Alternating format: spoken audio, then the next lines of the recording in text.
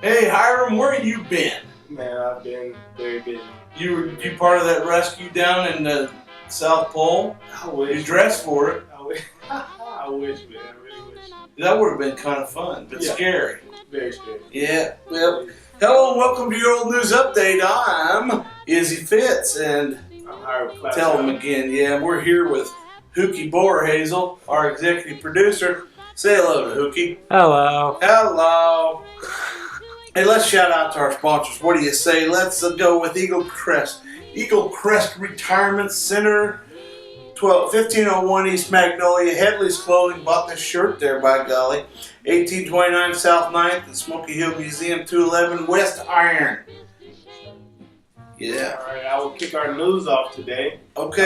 Dateline, January 17th, 1991. July. Oh, wow. By golly. July 17th, All right. 1991. You've been away too long. You're a little rusty. In August, they must leave, but for now, the Bat Convention at the Salina Bicentennial Center is welcome. To date, they have caused no disturbances during functions at the center, said Peter Brown, City Public Information Officer.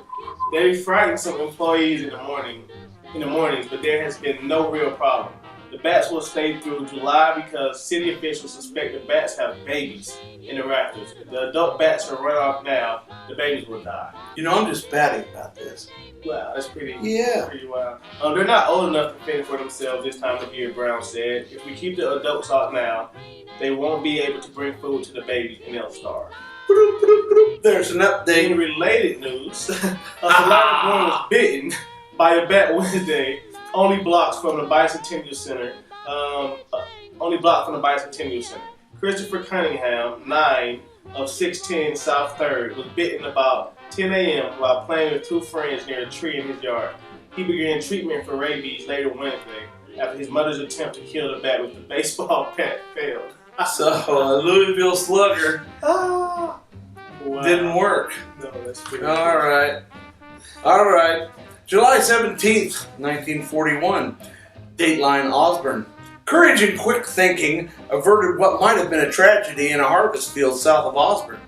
Paul and Holly Bliss, sons of Mr. and Mrs. M.M. Bliss of Osborne, they were harvesting wheat on the A.E. Lukens farm using a one-man combine. Paul was hauling the wheat, and as the trailer was not filled, he decided to ride around the field on the machine. As he climbed on the tractor, his overalls caught on a bolt on the shaft connecting the combine and tractor, which immediately began to wind the overalls around it. Realizing the situation and knowing his danger, as the shaft was making about 1,000 revolutions a minute, he grasped the back of the tractor seat and held on with a death grip until all of his clothing was torn from his body and wound tightly around the shaft. Holly, he got a tan that day, didn't he? Yeah. Holly was standing on the tractor but unable to hear because of the wind and knew nothing of what had happened until his brother, completely nakeded, except for one shoe and his hat, was thrown directly in front of the sickle. Quick action on the part of Holly saved Paul from being mangled by the sickle. Paul's bruises and burns are severe, and he will likely be laid up for some time. He's just trying to get out of harvest. Exactly. Yeah. Very unfortunate. Doggone hillbilly. All right. July 22nd, 1941. No, actually, July 21st, 1941. It was shortly before 10 o'clock. He's been away. It's okay.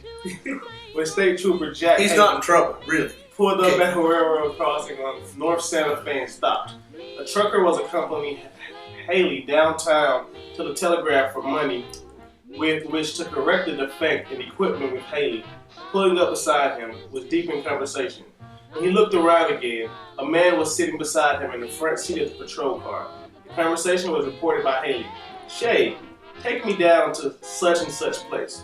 I ordered a cab and by golly I want some service." Haley grinned and started up. It started up. But he did not go to such and such place. He delivered his fare at the police station where Leroy Goodall of 644 North 8th was booked on a charge of being intoxicated. That's what happens when you hit the sauce. And finally, July 21, 1891, in the Salina Daily Republican, John Grant, a notorious joint keeper, but who was here. Let's start. I'm rusty too.